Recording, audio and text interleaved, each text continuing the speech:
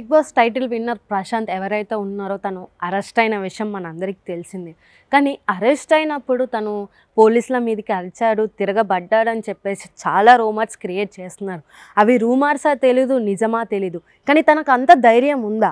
వాళ్ళ అమ్మ నాన్న ఇంటి దగ్గర చాలా ఏడుపుతో నా కొడుకుకి ఏమీ తెలీదు, వాడు అమాయకుడు, వాడికి ప్రజలు మట్టి తప్ప వాడికి ఇంకేం తెలీదు, వాడికి ఎందుకు ఇన్ని నిందలు వేస్తున్నారని చెప్పేసి వాళ్ళ అమ్మ నాన్న చాలా బాధపడుతున్నారు. సో అందరూ ప్రశాంత్ అరెస్ట్పై అందరూ రియాక్ట్ అవుతున్నారు.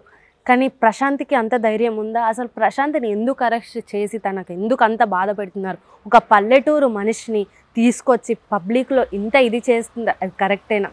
పోలీసుల తప్ప, అసలు ప్రజల తప్ప, లేకపోతే ఫ్యాన్స్ తప్ప అనేది అర్థం కాకుండా ప్రశాంత్ చాలా బాధపడడం అయితే జరుగుతుంది. కానీ బెయిల్తో బయటకు వస్తాడా? బయటకు రాక 14 రోజులు అనుభవించిన తర్వాత మళ్ళీ జైలు శిక్ష పడుతుందా? ఏది తెలియక నాతో పాటు మీరు కూడా సఫర్ అవుతుంది. సో మరిన్ని ఇంకా ఎన్నో ప్రశాంత్ గురించి తెలుసుకోవాలంటే మన ఛానల్ని లైక్ చేయండి, షేర్ చేయండి, సబ్స్క్రైబ్ చేసుకోండి.